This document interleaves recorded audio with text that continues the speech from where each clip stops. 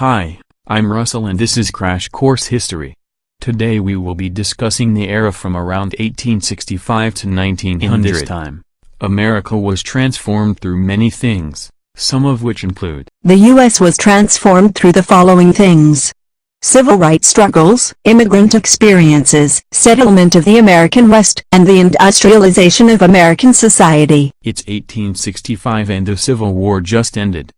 The Civil War tore the country in two, and now the U.S. must put it back together. Slaves are now free, thanks to the 13th Amendment. In spite of this, rights were still needed for slaves. In response, Congress enacted the 14th Amendment, which defined citizenship and guaranteed equal protection and rights. In order to do this, Congress had to override the president. A few years later, the 15th Amendment was passed, which says any male citizen can vote regardless of race. You know, these Negroes demanded rights. We'll give them rights. We can't promise how the people will react. But heck, we're Congress. We do what we want. Oh, I didn't see you there. Welcome back. The South was not okay with giving rights to blacks. Black codes were put in place to prevent them from having more rights. Next were the Jim Crow laws. Their purpose was mainly to segregate blacks from whites, and they were more severe than the black codes. If that wasn't bad enough, the KKK or the Ku Klux Klan was a racist group that used terror and violence against African Americans to intimidate them and keep them from voting. We've been talking about civil rights for a while now. Let's move on to immigration. Everyone was moving towards the West, due to job opportunities, religious and political freedoms. This expansion was essential for unifying the nation again. Diversity played a key role in developing a new sense of nationality. Melting pot was a metaphor used to describe the assimilation of immigrants in the United States. However, racism still proved to be a major problem, evident through the Chinese Exclusion Act. The Chinese Exclusion Act of 1882 was one of the most significant restrictions on free immigration in U.S. history, prohibiting all immigration of Chinese laborers. This racism against other cultures was penned under the name nativism.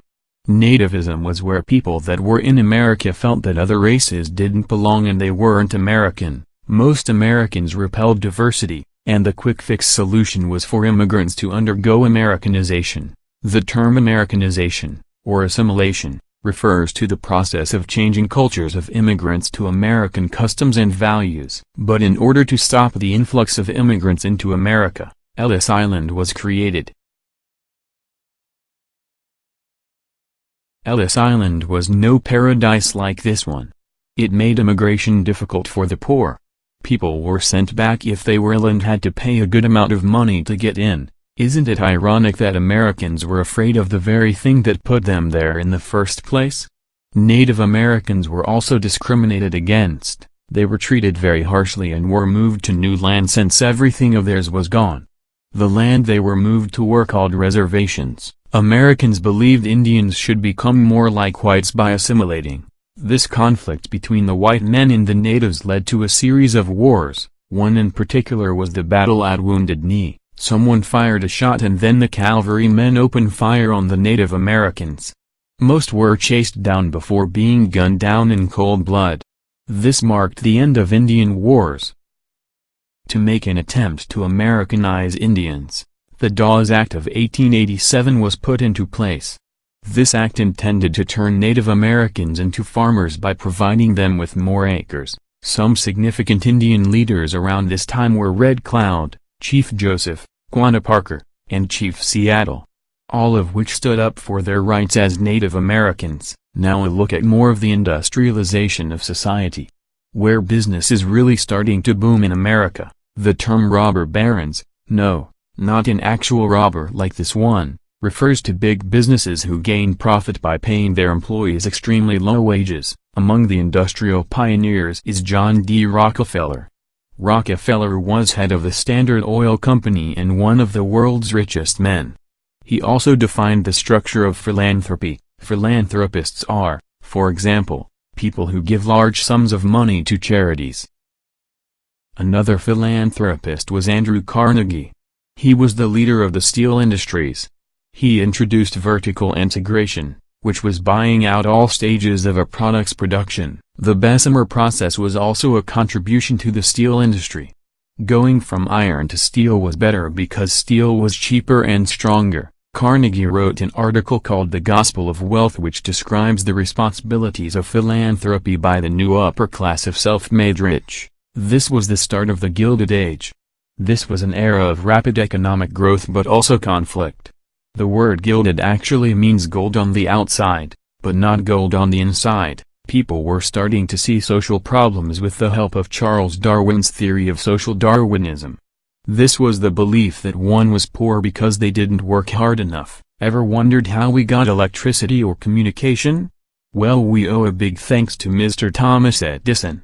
Without him we would never have known Zane left One Direction. Oh, and let's not forget Alexander Bell for giving us the telephone, also being a Santa lookalike and creator of the man bun trend. With the successful business industry rapidly growing, child labor became a huge problem.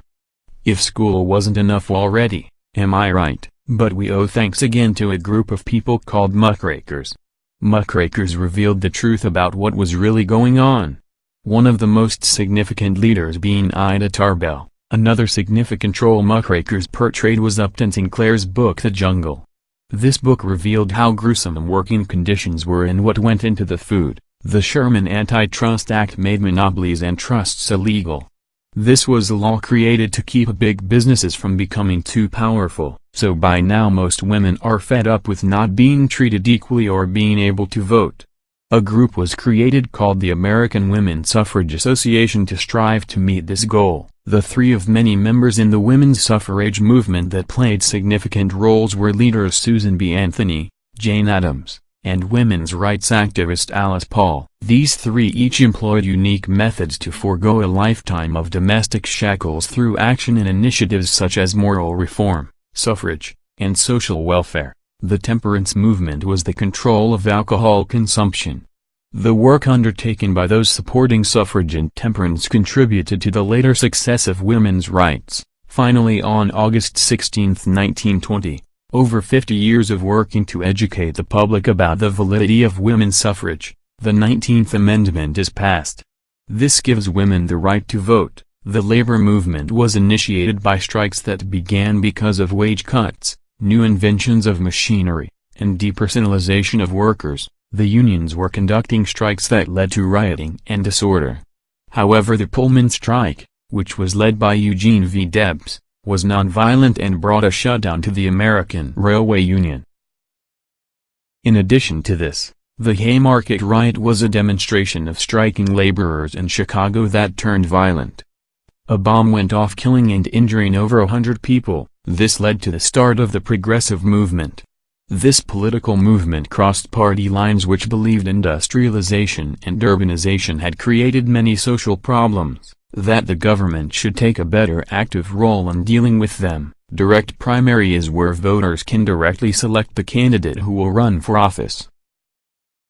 Initiative petition is a process where voters may put proposed changes in the state constitution to a vote if sufficient signatures are obtained. A referendum is a legislative act that is referred for final approval to a popular vote by the electorate.